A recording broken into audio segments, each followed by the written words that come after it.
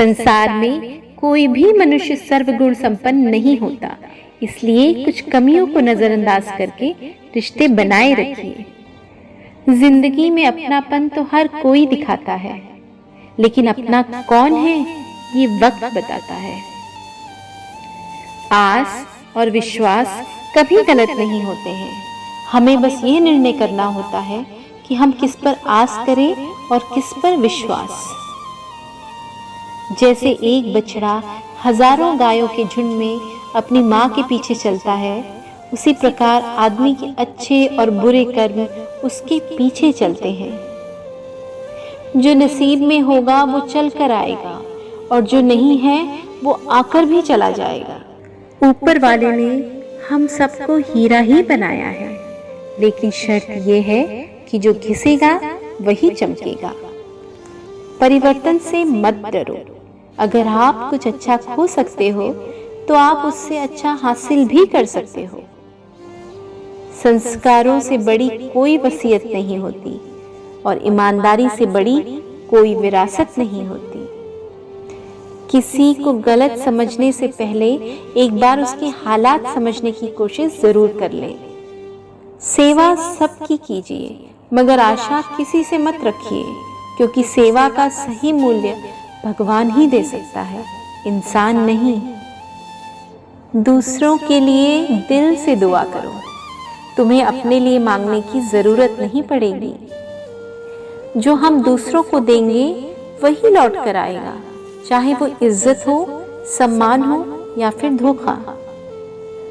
रिश्तों की पहली शर्त सम्मान है। जो आपको सम्मान नहीं दे सकते वो रिश्ता नहीं निभा सकते। किसी भी उम्मीद के बिना हमेशा सबका अच्छा करने की कोशिश करना, क्योंकि किसी ने कहा है कि लोग जो फूल बेचते हैं उनके हाथों में खुशबू रह ही जाती है।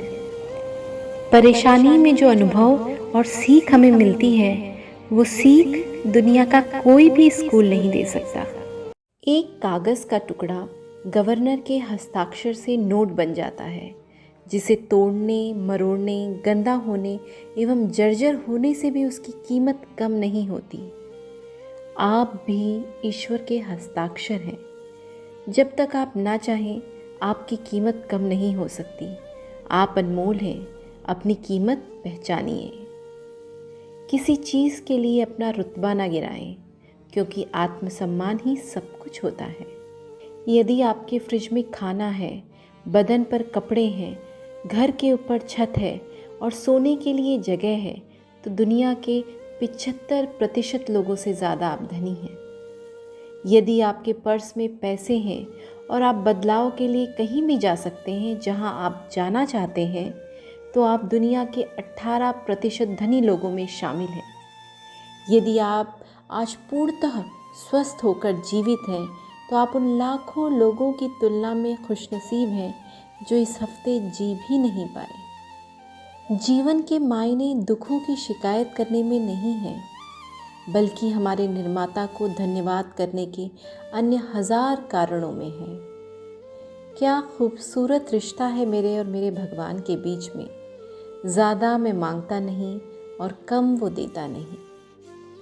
एक बच्चा अपनी माँ के साथ एक दुकान पर शॉपिंग करने गया, तो दुकानदार ने उसकी मासूमियत देखकर उसको सारी टॉफ़ियों के डब्बे खोलकर कहा कि लो बेटा, टॉफ़ियाँ ले लो। पर उस बच्चे ने भी बड़े प्यार से उन्हें मना कर दिया। इसके बावजूद उस दुकानदार और उसकी माँ ने भी उसको बहुत कहा, पर वो मना करता रहा। हार कर उस दुकानदार ने खुद अपने हाथ से टॉफ़ियाँ निकाल कर उसको दी, तो उसने ले ली और जेब में डाल ली। वापस आते हुए उसकी माँ ने पूछा, जब अंकल तुम्हारे सामने डिब्बा खोलकर टॉफ़ियाँ दे रहे थे तब तो तुमने नहीं ली, और जब उन्होंने अपने हाथों से दी तो ले ली, ऐसा क्यों किया तुमने? तब उस बच्चे ने बहुत खूबसूरत सा जवाब दिया, माँ मेरे हाथ छोटे छोटे हैं, अगर मैं टॉफ़ियाँ ले लेता तो 2-3 टॉफ़ियाँ ही आती, जबकि अंकल के हाथ बड़े हैं इसलिए ज़्यादा टॉफ़ियाँ मिल गईं। बिल्कुल इसी तरह जब भगवान हमें देता है तो वो अपनी मर्ज़ी से देता है और हमारी सोच से परे होता है। हमें हमेशा उसकी मर्ज़ी में खुश होना चाहिए। क्या पता वो किसी दिन हमें पूरा समुद्र देना चाहता हो और हम हाथ में चम्मच लेकर खड़े हों।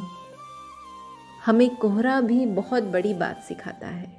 कि जब जिंदगी के रास्ते साफ ना दिखाई दें तो बस चलते रहिए, रास्ते अपने आप बन जाएंगे। यदि आप जिंदगी में मुश्किल समय का सामना कर रहे हैं तो निराश बिल्कुल ना हो। समझ लीजिए भगवान चाहता है कि आपको अभी और मजबूत इंसान बनना है। अगर हमें सफलता के रास्ते पर निराशा हाथ लगती है तो इसका ये मतलब बिल्कुल नहीं कि हम कोशिश करना छोड़ दें, क्योंकि हर निराशा और सफलता के पीछे ही सफलता छिपी होती है। कोशिश आखिरी सांस तक करनी चाहिए।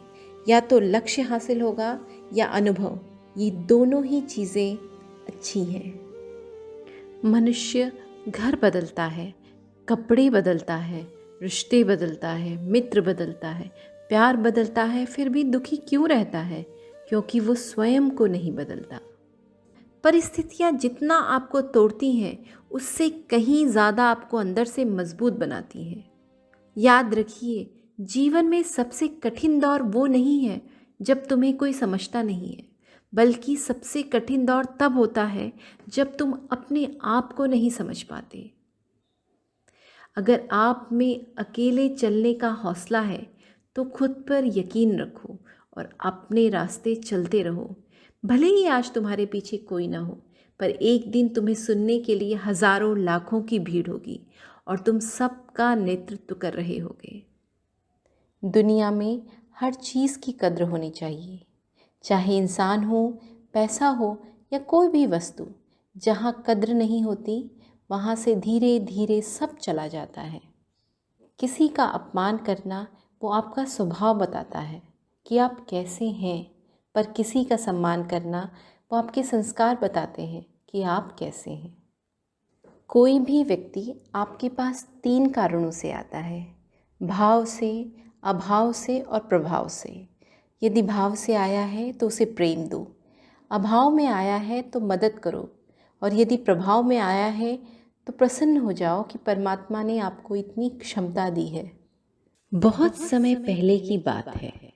एक बार एक गुरुजी गंगा किनारे स्थित एक गांव में अपने शिष्यों के साथ स्नान कर रहे थे। तभी एक राहगीर आया। उसने पूछा, महाराज, इस गांव में कैसे लोग रहते हैं? दरअसल मैं अपने मौजूदा स्थान से खुश नहीं हूँ, मैं कहीं और जाना चाहता हूँ। गुरुजी बोले, जहाँ पर तुम अभी रहते हो वहाँ किस प्रकार के लोग रहते हैं? मत पूछिए महाराज, वहाँ तो एक से कपटी, दुष्ट और बुरे लोग बसे हुए हैं, राहगीर बोला। गुरुजी बोले, इस गांव में भी बिल्कुल इसी प्रकार के लोग रहते हैं, कपटी, दुष्ट और बुरे। ये सुनकर राहगीर आगे बढ़ गया। कुछ समय बाद वहां दूसरा राहगीर आया। उसने भी गुरुजी से वही प्रश्न पूछा, मुझे किसी नई जगह में रहना है, क्या आप बता सकते हैं कि इस गांव में कैसे लोग रहते हैं? जहां तुम अभी निवास करते हो वहां किस प्रकार के लोग रहते हैं? गुरुजी ने राहगीर से वही सवाल पूछा। जी, वहां तो बड़े सभ्य, सुलझे और अच्छे लोग रहते हैं, राहगीर बोला। तो तुम वहां से निकलना क्यों चाहते हो? साधु ने फिर से सवाल पूछा। राहगीर बोला, मैं हमेशा नई जगह पर रहना चाहता हूँ, नए लोगों से मिलना चाहता हूँ, इसलिए कुछ सालों में अपनी जगह बदलता रहता हूँ कि मैं वहाँ की नई संस्कृति को सीख सकूँ। ठीक है, तो इस गांव में भी तुम्हें बिल्कुल उसी प्रकार के लोग मिलेंगे, सभ्य, सुलझे और समझदार। गुरुजी ने अपनी बात पूर्ण की और अपने दैनिक कार्यों में लग गए। पर उनके शिष्य ये सब देख रहे थे और राहगीर के जाते ही उन्होंने पूछा, क्षमा कीजिएगा गुरुजी, पर आपने दोनों राहगीरों को एक ही स्थान के बारे में अलग अलग बातें क्यों बताई? गुरुजी थोड़ी गंभीरता से बोले, शिष्यों, आम तौर पर हम चीजों को वैसे नहीं देखते हैं जैसे वे हैं, बल्कि हम उन्हें ऐसे देखते हैं जैसे हम खुद हैं। हर जगह हर प्रकार के लोग होते हैं, अच्छे और बुरे। ये हम पर निर्भर करता है कि हम किस तरह के लोगों को देखना चाहते हैं। शिष्य उनकी बात समझ चुके थे और आगे से उन्होंने जीवन में सिर्फ अच्छाइयों पर ही ध्यान केंद्रित करने का निश्चय किया। उम्मीद करती हूँ आपको ये छोटी सी कहानी जरूर पसंद आई होगी। मिलती हूँ एक नए वीडियो में एक नई कहानी के साथ। तब तक खुश रहिए, शांत रहिए और अपनी सेहत का ख्याल ज़रूर रखिए।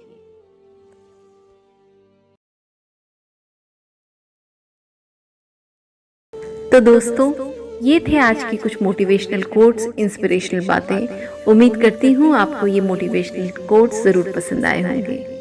मिलती हूँ अगले वीडियो में। तब तक खुश रहिए, सेहतमंद रहिए और मुस्कुराते रहिए।